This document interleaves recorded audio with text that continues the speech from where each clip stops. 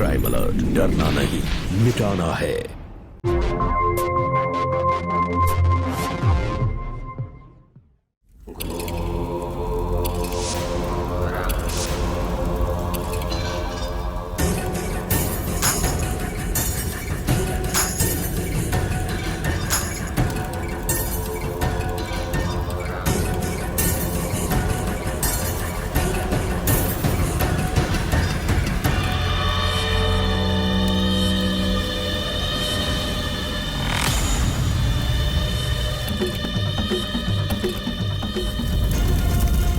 जा बच्चा, तेरी सारी मनोकामना पूरी होगी।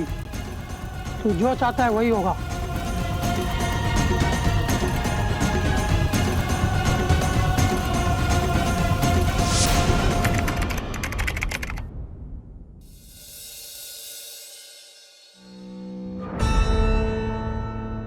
माँ, ये सब क्या हो गया?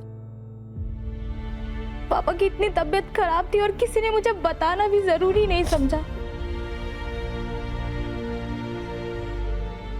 4 दिन पहले तो वो सही थे, अचानक से 4 दिन के बाद ऐसा क्या हो गया जो उनकी तबीयत खराब हो गई?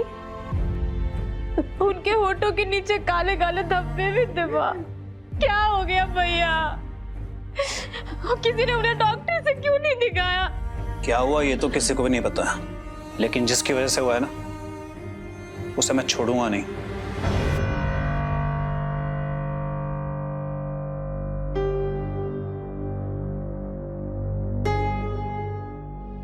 चलो सुमन, आज देख लिए सबके रंग, और वैसे भी तुम्हारा यहाँ ज्यादा रहना ठीक नहीं है। अगर कोई इन्फेक्शन वाली बीमारी हुई तो मैं नहीं चाहता कि तुम्हें या मेरे बच्चे को कोई प्रॉब्लम हो। चलो यहाँ से। ये कैसी बात कर रहे दामाद जी आप? आज के दिन रुक जाते। माँ जी, ये सब कराने नहीं आए थे हम लोग, और वैसे भी जिस काम के लिए आए थे वो काम तो होगा नहीं, क्योंकि आपके पहले से यहाँ पे प्यारे भतीजे और ननद जी बैठी हुई हैं। ये सब अगर पता होता ना माँ जी हमको, तो इतना रिस्क लेके यहाँ आते ही नहीं। सुमन चलो अब। बस बहुत हो गया जिया जी।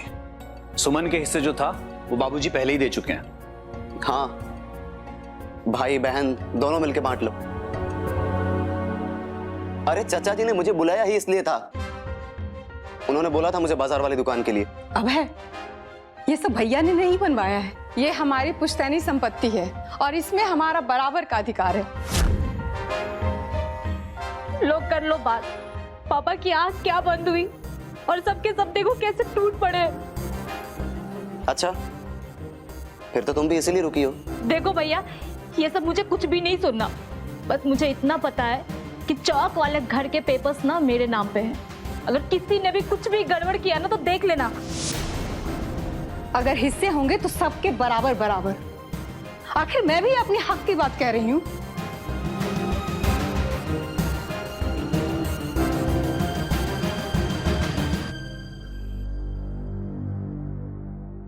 देखो भैया, ये लोग कैसे यहाँ पे जमे हुए हैं अपने हिस्सा लेने के लिए, लेकिन तुम ना बिल्कुल अड़े रहना, और जो भी हिस्सा होगा वो सिर्फ और सिर्फ हम दोनों में बटेगा और किसी में भी नहीं।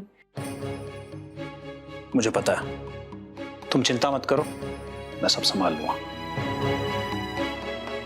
वो सब बाद में देखना, पहले अपने घर की हालत देखो, क्योंकि पिताजी को जो बीमारी थी वो नॉर्मल नहीं लगती, वरना सिर्फ 4 दिन में ऐसे। उन्हें कोई बीमारी थी ही नहीं, मुझे ओझा ने बताया था, बस किसी के बुरे कर्मों का नतीजा था। पर चिंता मत करो, मैंने ओझा को बोला है पूजा करने के लिए, और देखना सब ठीक हो जाएगा। और तुम्हारा रात भर रुकने का इरादा है क्या यहाँ पे? चलो आओ।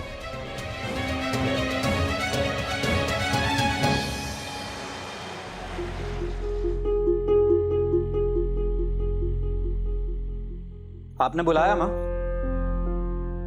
क्या हुआ माँ आपकी तबीयत को? माँ को बार बार चक्कर आ रहे हैं, किसी डॉक्टर के पास लेके चलते हैं ना। तुम तो चुप ही रहो। इस घर में जो कुछ हो रहा है ना तुम्हारी वजह से हो रहा है, और 4 दिन में जो बाबूजी के साथ भी हुआ ना वो भी तुम्हारी वजह से ही हुआ है। अरे मैं ठीक हूँ बेटा, मैं ठीक हूँ, कुछ नहीं हुआ है मुझे। वो घर के कागजात तैयार हो गए हैं ना, वो लेके सुमन के यहाँ चला जा और उसे देख के आ जा। हाँ?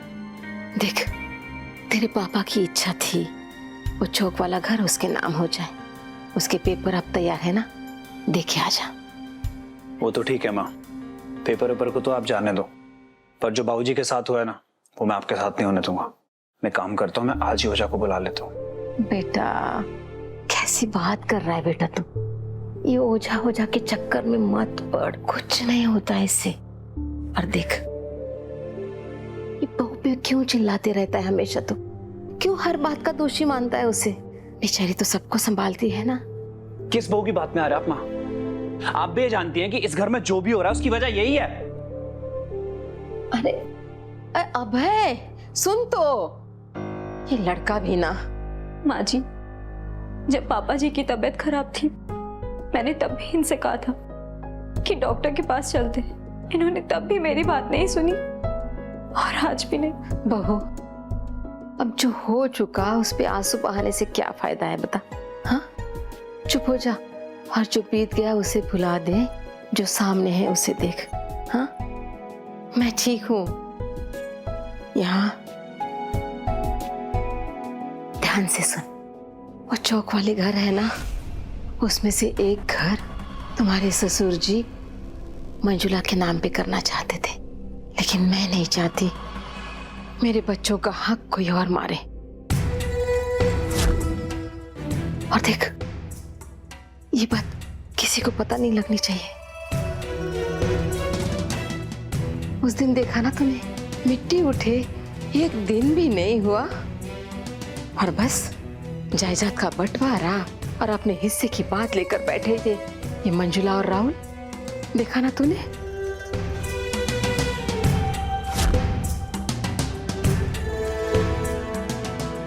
भाभी, प्रसाद लीजिए। वो मंदिर से आ रही हूँ। आपकी तबीयत के लिए और इस घर पर भगवान का आशीर्वाद बना रहे, इसलिए मन्नत मांगी थी। वैसे भैया की कमी तो इस घर में हमेशा बनी रहेगी, लेकिन आपको जिंदा रहना पड़ेगा अपने बच्चों के लिए। आप चिंता मत कीजिए। प्रसाद खाइए भाभी, खाइए। हाँ,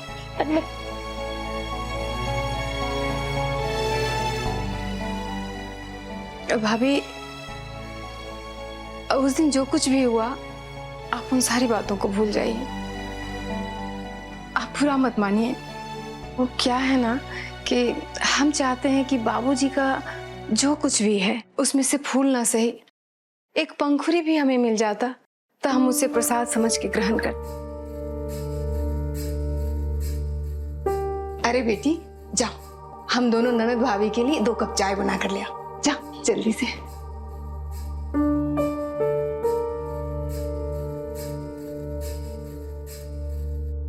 हाँ बोलो। ना किया था ना मैंने अभी फोन करने के लिए। हो जाएगा इंतजाम। एक तो यहाँ सब लोग चचा जी के जाने के गम में हैं, ऊपर से तुम परेशान कर रहे हो। समय दो थोड़ा, करता हूँ मैं कुछ। और अपना हिस्सा ही तो लेने आया हो ना यहाँ, तो वो तो लेकर जाऊंगा। अपने हक का किसी और को थोड़ी खाने दूंगा। चलो करता हूँ मैं फोन।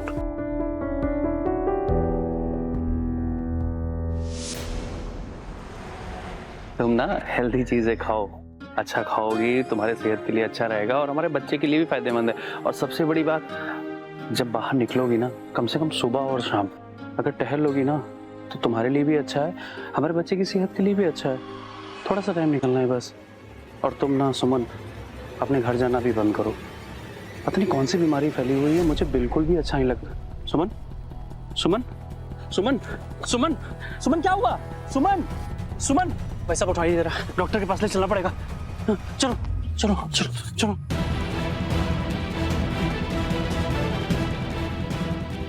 अबे, अबे देखो ना क्या हो गया माजी को। अबे हटो।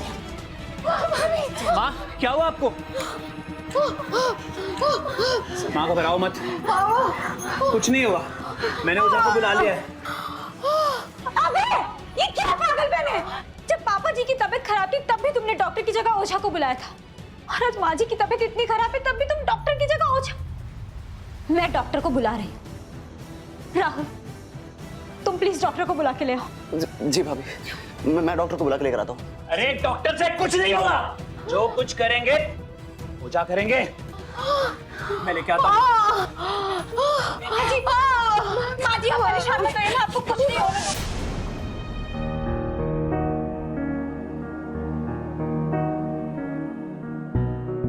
देखिए, अभी इनकी कंडीशन को देख के तो कुछ कहा नहीं जा सकता।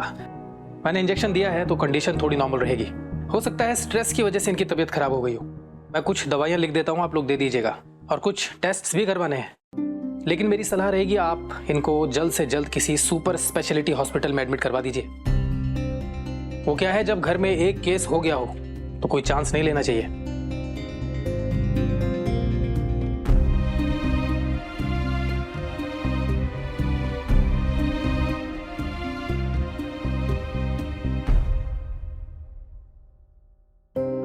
आज कुछ नहीं होने दूंगी मैं आपको। इस बार अब चाहे जो भी कर, मैं उनकी एक भी बात नहीं मानूंगी।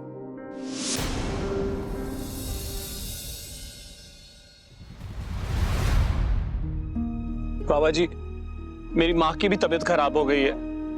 आपने सही कहा था, इस घर पे एक साया मंडरा रहा है। मुझे इस लड़की से शादी नहीं करनी चाहिए थी। मैंने अपने बाबूजी की भी नहीं सुनी। ये सब मेरी गलती है। ये सब मेरी वजह से हुआ है। मदद करिए बाबा जी, कुछ कीजिए। आपने सही कहा था, ये डॉक्टर वॉक्टर कुछ नहीं कर सकते, इनसे कुछ नहीं होगा। कुछ कीजिए, कुछ मदद कीजिए।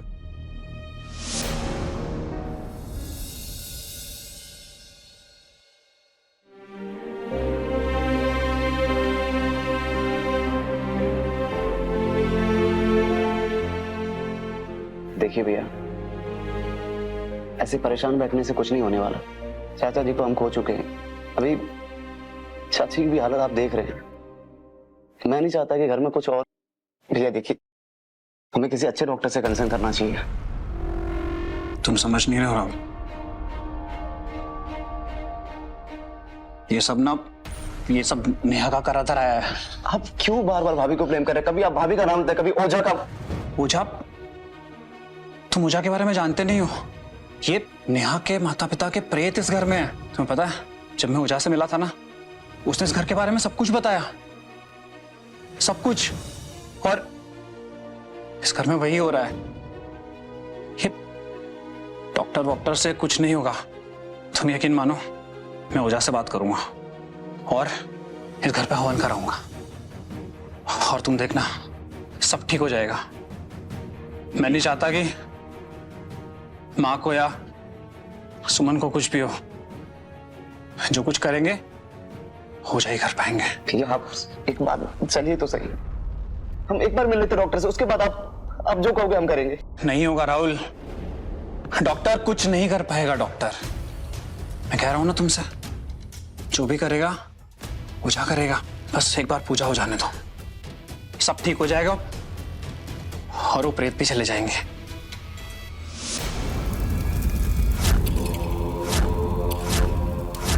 बस हट।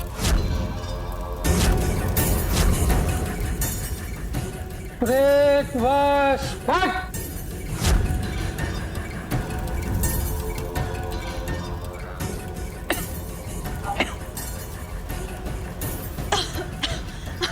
ये सब क्या हो रहा है? पूरे घर में धुआं धुआं करके रखा है। अभय, तुम्हें पता है ना माँ जी की तबीयत कितनी खराब है, उसके बाद भी तुम निकल जाओ इस घर से। अभय, ये सब क्या कर रहे हो तुम? सुना नहीं तुमने? निकल जाओ इस घर से। मैंने कहा था ना, जिसमें प्रेत होगा उसका यही हाल होगा। चुप हो जाइए। पूरे घर में धुआं करके रखा है तो किसी की भी यही हालत होगी ना। तुम जैसे लोगों को मैं अच्छी तरह जानती हूँ। भोले भाले लोगों को ठगने का काम है तुम्हारा। अबे, मैं तुम्हारे आगे हाथ जोड़ती हूँ। माँ जी की इतनी तबीयत खराब है, उन्हें डॉक्टर के पास लेके चलो। और तुम निकल जाओ इस घर से। चुप, एकदम चुप। बहुत जुबान चलने लगी है तुम्हारी। हाँ, अपनी औकात में रहो। इस घर में जो कुछ भी हो रहा है ना, सिर्फ और सिर्फ तुम्हारी वजह से हो रहा है, और ये बात तुम अच्छी तरह से जानती हो। अबे, पागलपन मत करो। पागलपन? मत मारी गई थी मेरी, जो मैंने तुमसे शादी कर ली। पापा ने मना किया था लेकिन मैं नहीं माना और अब भुगत रहा हूं। सही कहा था पापा ने कि अपनी बराबरी वाले से ही शादी करनी चाहिए। आप क्या करने आए यहाँ? बेटी को घर पे संभाल के रखना चाहिए था ना, कम से कम उसे अच्छे संस्कार देने चाहिए थे। घर से भाग के शादी की तो हमारी कौन सी नाक ऊंची करा दी आपकी बेटी ने। अब आंसू क्यों बहा रहे हैं? अरे आंसू तो हमें बहाना चाहिए। किसी ढंग के घर की लड़की पसंद की होती हमारे बेटे ने तो इज्जत से धूमधाम से शादी होती। अच्छा कमाता है हमारा लड़का, मुंह मांगा दहेज मिलता। लेकिन जब अकल पर पत्थर पड़ जाए ना तो इंसान ऐसी गलतियां करता है।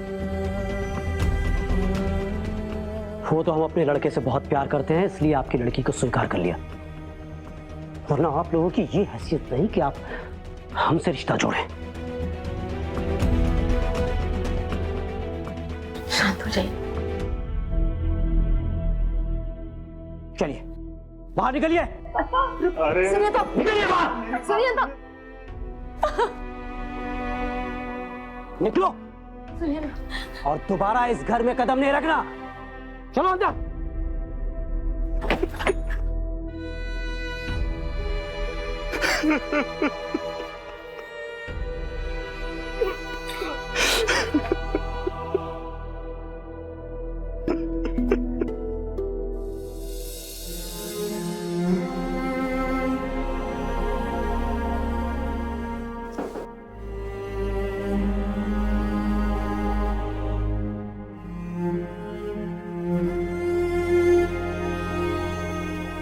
खीर है, खा लो।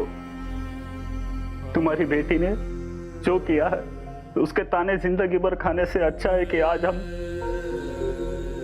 एक ही बार खाके सब कुछ यही खत्म कर देंगे।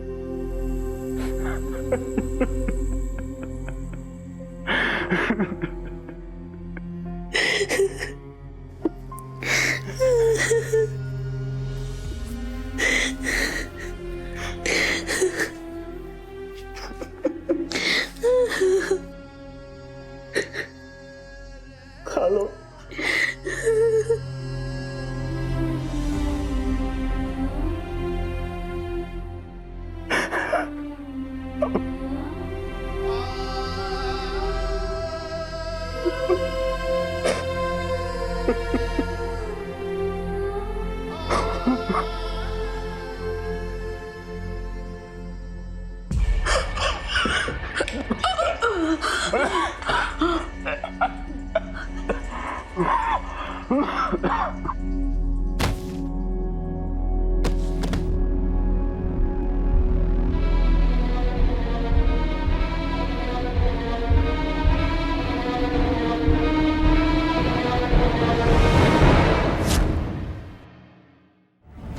तेरे घर वालों ने जहर खा के जान दी और अब उनका प्रेत इस घर पर साए की तरह मंडरा रहा है।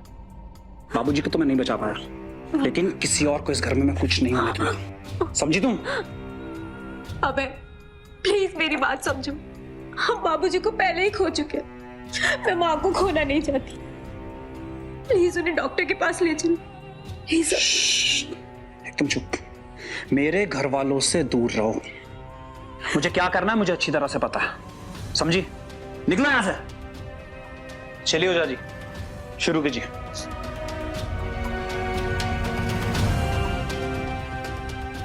हुआ बैठो। थोड़ी क्रिटिकल सिचुएशन है और ऊपर से प्रेग्नेंट भी है, लेकिन हम अपनी safe of line treatment follow कर रहे हैं। लेकिन वाइटल गिरता जा रहा है, ये समझ में नहीं आ रहा है। अच्छा, इससे पहले इन्हें कभी इस तरह की प्रॉब्लम हुई है? नहीं डॉक्टर साहब, ऐसी कोई प्रॉब्लम नहीं हुई और नॉर्मल गायनी चेकअप रेगुलर चल रहे हैं और अभी पिछले हफ्ते तो सारे टेस्ट हुए हैं, सब कुछ नॉर्मल था सर। हाँ लेकिन सर कुछ टाइम पहले इनके पिताजी को ऐसी ही बीमारी हुई थी और उनके होंठ भी इसी तरह काले पड़ रहे थे। उन्हें भी सांस लेने में तकलीफ हो रही थी और वो सिर्फ 4 दिन में उनकी डेथ हो गई सर। और अभी ऐसे ही इनकी मम्मी को भी यही तकलीफ हो रही है सर। इस तरीके से सिम्टम उनको भी दिख रहे हैं सर। अच्छा, आप उनके मदर की रिपोर्ट मंगवा दीजिए, शायद उससे कुछ पता चल जाए।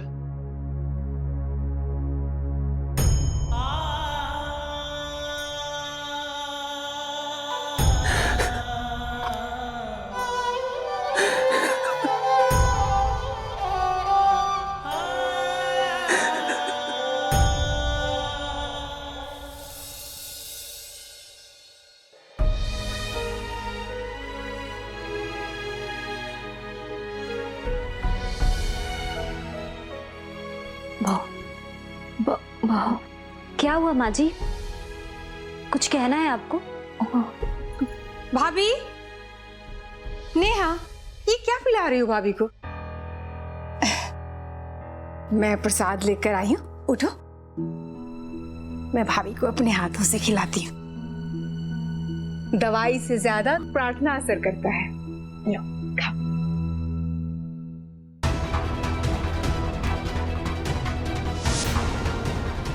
हाँ, तेरी वजह से मेरी बीवी की जान खतरे में है। तूने बाबूजी को भी डॉक्टर को नहीं दिखाया। पता नहीं कौन सा रोग लगा है सबको। एक बात कान खोल के सुन ले, अगर मेरी बीवी बच्चे को कुछ भी हो गया ना तो मैं तुझे जिंदा नहीं छोड़ूंगा। सुन ले मेरी बात कान खोल के। कुछ नहीं होगा उन्हें, कोई रोग वोग नहीं है। मैंने कहा ना, मैं उनको ओझा से इलाज करा रहा हूँ। क्या कर रहे हो आप? तेरे इस ओझा ने और तूने मिलकर इस घर को नष्ट किया है। समझ में आया तुझे? तुम ठीक कह रही थी नेहा, अगर टाइम रहते पिताजी को लेके जाते हॉस्पिटल तो आज पिताजी शायद जिंदा होते। ये आदमी अपने बाप का मर्डरर है। इस आदमी ने मर्डर किया अपने बाप का। मर्डर नहीं हूं मैं। मुझे सब पता है ये सब क्यों कर रहा है। तुझे सारी प्रॉपर्टी, जमीन जायदाद का अकेला हिस्सा चाहिए, इसलिए तूने ये सब किया है। छोड़िए, मुझे सब समझ में आ रहा है। अबे तुम ये क्या कर रहे हो? तुम्हें पता नहीं ये तुम्हारे जीजाजी हैं, इस घर के दामाद हैं। तुम तो बस करो बुआ। क्या मैं जानता नहीं हूँ कि तुम सब लोग ये नाटक क्यों कर रहे हो? तुम सब लोग मुझे नीचा दिखाने की कोशिश में लगे हो ना। मैं तुम सबकी असलियत जानता हूँ। अभय, अम्मा, आप बाहर क्यों आई? अम्मा, माँ, भाभी, भाभी, क्या हो गया माँ को? चाची जी, भाभी, अम्मा, अम्मा, भाभी को क्या हो गया? चाची जी ठीक है आप? भाभी, चाची जी, अम्मा, चाची जी आगे बोलिए। अबे क्या हो गया माँ को? चाची जी।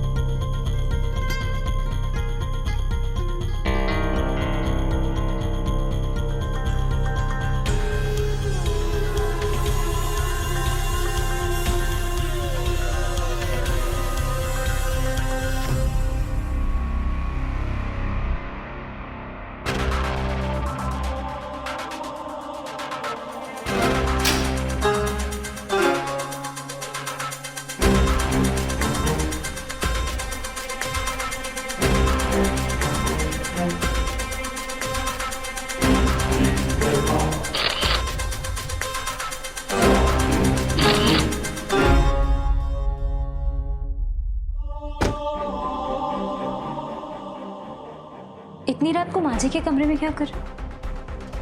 कुछ नहीं, मैं अपना कुछ सामान ढूंढ रहा था। तो मिला सामान? तुमसे मतलब? तुमने काम से काम रखो।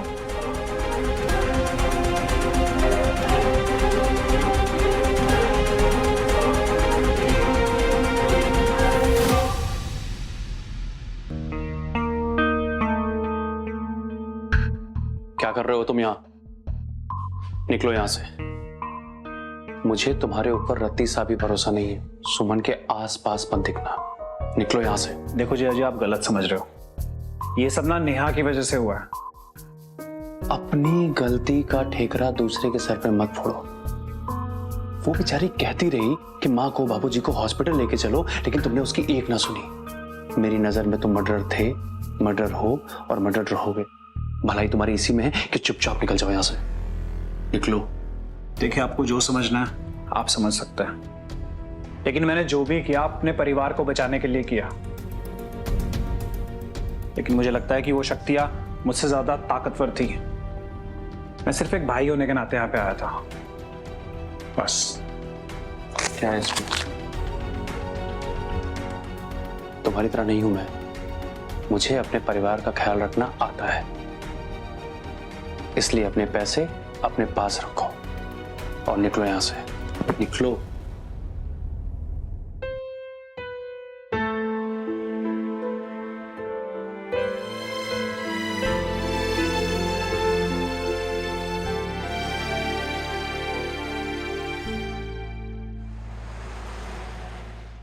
बुआ जी प्लीज रुक जाइए ना, मत जाइए बुआ जी। अभी तो सुमन दीदी की भी तबीयत ठीक नहीं है, कम से कम उनके हॉस्पिटल से आने तक रुक जाइए प्लीज। बुआ जी चले? हाँ राहुल, बुआ जी कहीं नहीं जाएंगी, मत जाओ बुआ जी प्लीज। वैसे तो मुझे यहाँ रुकना ही चाहिए, लेकिन जो कुछ हो रहा है इस घर में वो सोचकर ही बहुत डर लग रहा है। भैया, भाभी, और लगता है अब मेरा ही नंबर। बुआ जी आप भी भैया की तरह मत सोचिए। भैया ने अगर टाइम पर डॉक्टर्स की मदद ली होती तो शायद आज वो दोनों हमारे बीच होते। देखो बुआ जी, सुमन हॉस्पिटल में, कुछ दिन में उसे हॉस्पिटल से छुट्टी मिल जाएगी, फिर आप चले जाना। राहुल बिल्कुल ठीक कह रहा है बुआ जी, मत जाइए ना। वैसे भी माँ बाबूजी के जाने के बाद हमें भी आपका सहारा हो जाएगा। ठीक है, मुझे बच्चों के लिए तो यहाँ रुकना ही होगा। राहुल जी बैग अंदर रख दो। जी मैं। थैंक यू बुआ जी, आप यहीं रुकिए, मैं आपके लिए चाय बनाती हूँ। बहू सुनो इधर। आज सुबह मंदिर गई थी, ये लो प्रसाद। ये लो, अभय को भी दे देना। हाँ?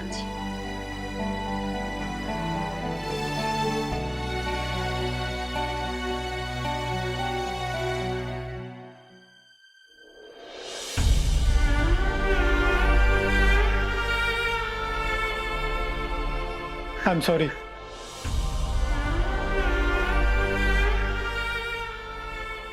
सुमन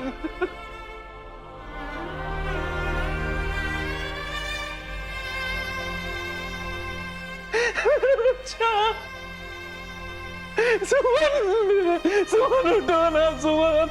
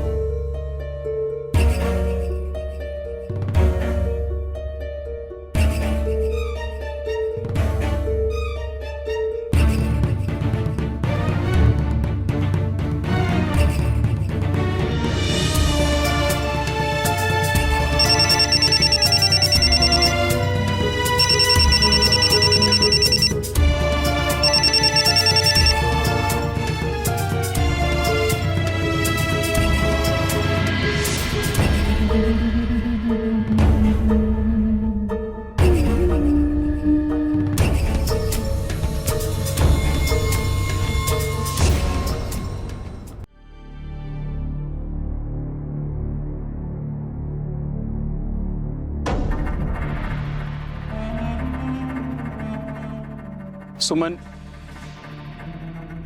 सुमन नहीं रही।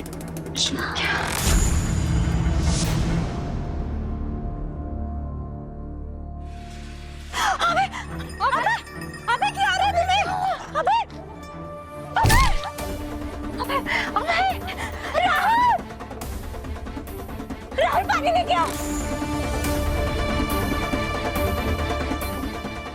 अबे उठो, आगे खोलो। राहुल डॉक्टर को बुलाओ। हाँ डॉक्टर को बुलाता हूँ। अबे पानी लियो।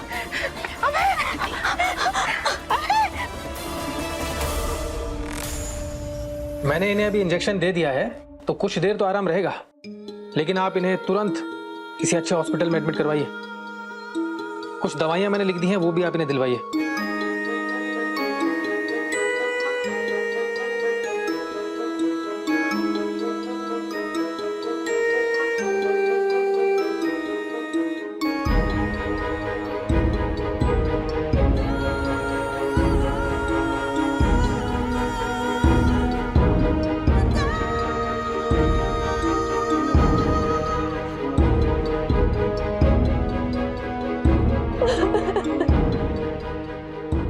सब ठीक हो जाएगा।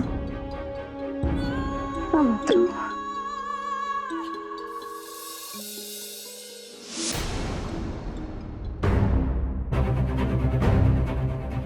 नहीं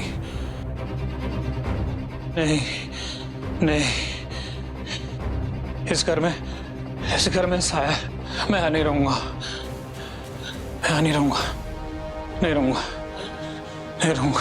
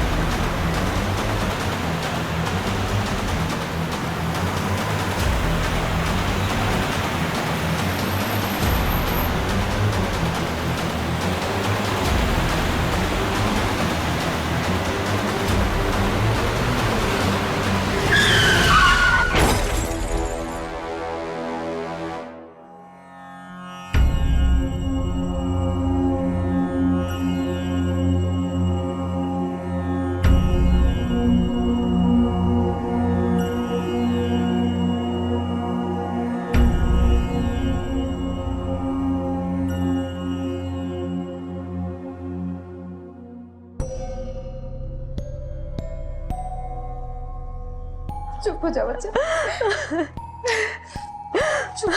भैया सही कह रहे थे, इस घर में ही कुछ है।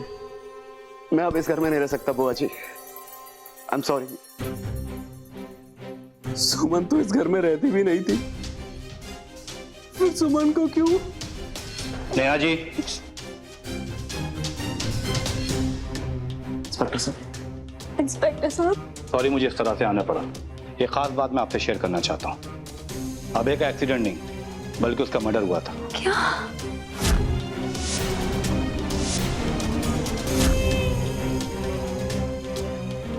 अबे की पोस्टमार्टम रिपोर्ट आई है और रिपोर्ट के अनुसार उसकी बॉडी में एक खास तरह का केमिकल मिला गया। उसे आप स्लो पॉइजन भी कह सकते हैं। उसी की वजह से उसके होंठ काले पड़ गए थे। इंस्पेक्टर साहब, बाबूजी और माताजी और सुमन को भी तो इसी तरीके के सिम्टम्स थे, तो क्या उन्हें भी? देखिए, अभी कुछ कहा नहीं जा सकता। ये एक मर्डर केस है, इसलिए मुझे आपके पूरे घर की तलाशी लेनी पड़ेगी। लेकिन हमारे घर की तलाशी क्यों? और हमारे घर का कोई मेंबर ऐसा क्यों करेगा इंस्पेक्टर साहब? देखिए, हमें हमारा काम करने दीजिए, ठीक है? घर का कोना कोना छान मारो, जाओ देखो।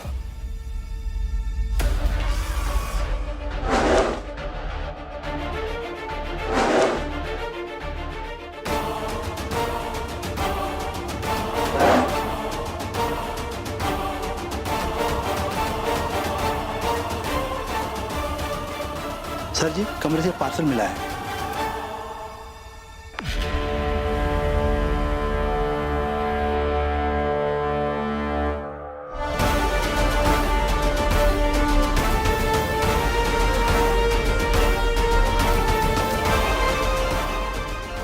ये पार्सल तुम्हारे नाम है और ये वही पॉइजन है जो अबे की बॉडी से पाया गया है।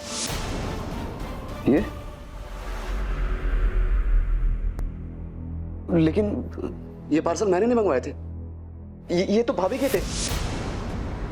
भाभी मंगवाती थी ये पार्सल मेरे नाम से।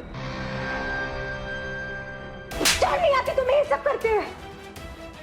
और अब झूठ बोल रहे हो। नेहा जी, अब ये सच हवाला आपने बोलेगा। ले चलो इसे। नहीं, इंस्पेक्टर साहब, मुझे फंसाया जा रहा है सर, मुझे फंसाया जा रहा है। मैंने ऐसा कुछ नहीं किया सर।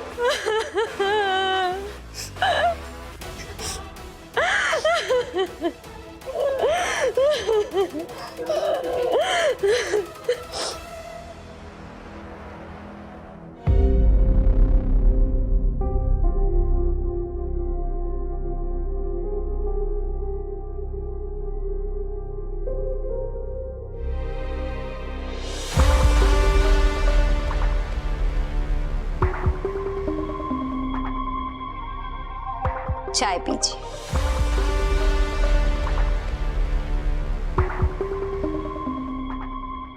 इस चाय में वो वाली दवाई तो नहीं मिलाई है ना? नहीं, मैं अपने पार्टनर्स के साथ धोखा नहीं करती। और वैसे भी बहुत सारी प्रॉपर्टी छोड़ के गए हैं मेरे ससुराल वाले, काफी है हमारे लिए। और आपको भी आपका हिस्सा पूरा मिलेगा। चाय पीजिए।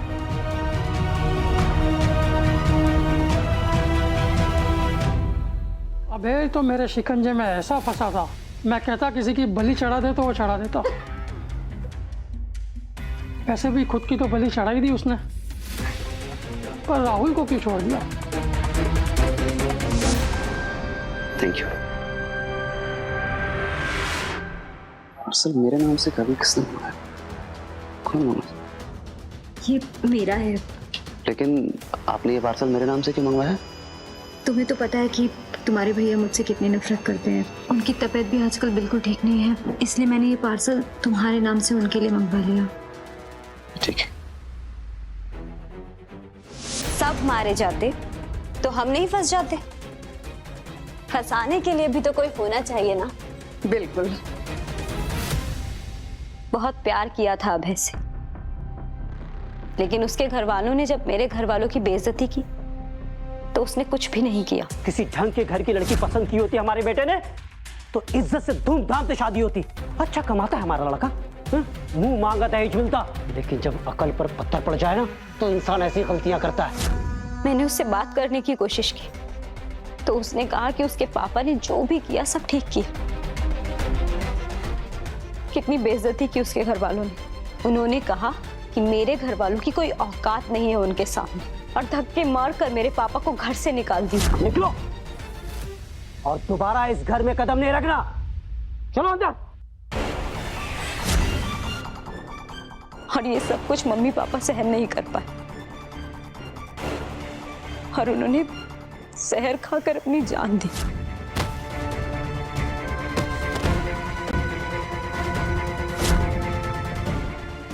तो फिर कैसे इन्हें मैं जहर ना देती? इन्हें तो मरना ही था। इसलिए माँ बाबूजी को तो मैंने चाय में जहर डालकर दे दिया। और फिर बची सुमन। मैं तो समझ ही नहीं पा रही थी कि उसे कैसे जहर दूं, लेकिन उस बेचारी ने तो मुझे खुद ही मौका दे दिया। आओ। सुमन, क्या हुआ? क्या हुआ सुमन? बैठो बैठो बैठो यहाँ पे। क्या हुआ सुमन? ठीक तो? आराम से आराम से आराम से बैठो तुम।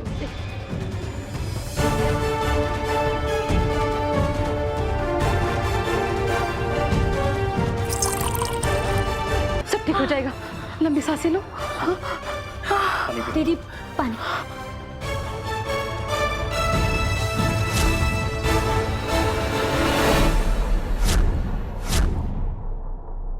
I am sorry.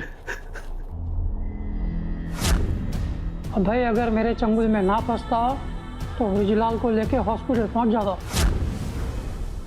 डॉक्टर वॉक्टर कोई नहीं बचा सकता तेरे बाप को। साया है साया।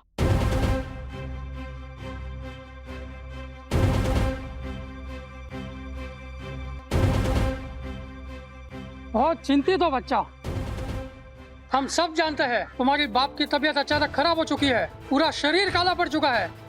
पर आपको कैसे पता बाबा? हम सब जानते हैं बच्चा। हम ये भी जानते हैं कि डॉक्टर के पास जाने से तुम्हारी समस्या का समाधान नहीं होगा। काले जादू का साया है ये। तो क्या करूं मैं बाबा? हॉस्पिटल पहुंच जाता तो बड़ी गड़बड़ हो जाती। सुमन के समय जहर नहीं पकड़ा गया, मगर एक ही घर के 3 लोग एक साथ बीमार हो जाते तो मेडिकल जांच में पकड़े जा सकते थे। खैर जो भी हो, अपना काम तो हो गया ना।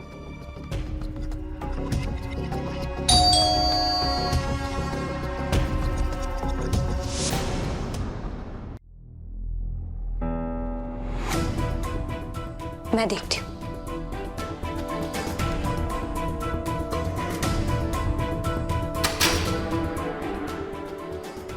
राहुल तुम?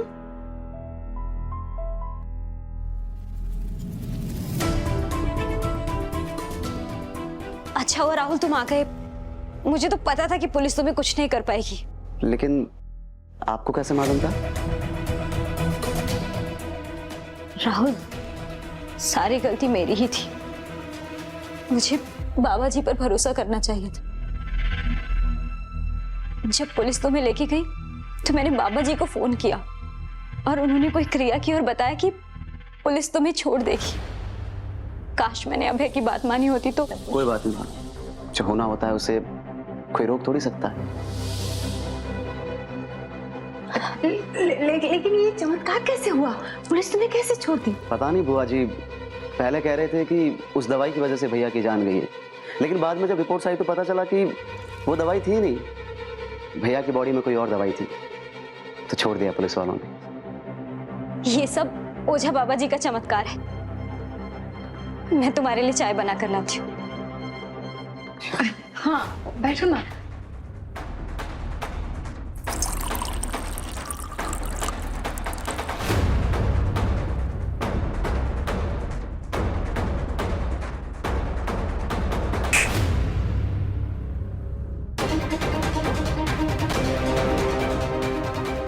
आप जेल से तो बच गए देवर जी, लेकिन मुझसे कैसे बचोगे?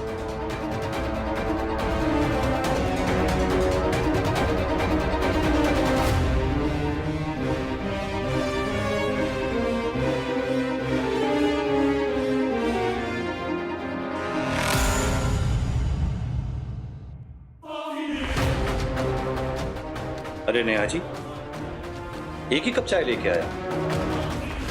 कांस्टेबल, इनके हाथ से चाय का कप ले लो और लैब में जांच के लिए भेजो। आई एम श्योर इसमें ही वही दवाई मिलाई होगी।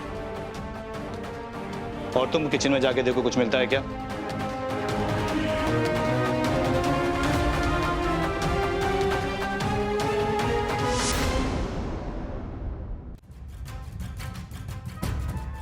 सर जी किचन से दवाइयाँ मिली हैं।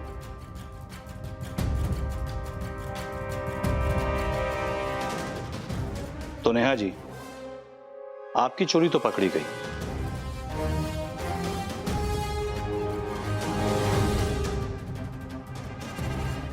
बड़ा अच्छा खेल खेला था आपने। वो जहर आपने मेरे नाम से मंगवाया ताकि आगे जाके कोई बात नहीं निकले तो मैं पकड़ा जाऊं। पर थैंक्स टू इंस्पेक्टर साहब जिन्होंने मुझे एक मौका दिया, क्योंकि मैं जानता था कि अगर मैं सीधा घर आया ना तो आप मुझे भी अपने रास्ते से हटाने की उसी तरह से कोशिश करेंगी जिस तरह से बाकी लोगों को हटाया। पर अफसोस क्या पकड़ी गई। मैं तुझे छोड़ूंगी नहीं। छोड़। शर्म आनी चाहिए नेहा तुम्हें। कितना भरोसा किया हम लोगों ने तुम पर। मैंने कभी सपने में भी नहीं सोचा था कि तुम ये सब करोगी। लेके चलो, बाकी चाय थाने पियेंगे और आप भी चलिए। चले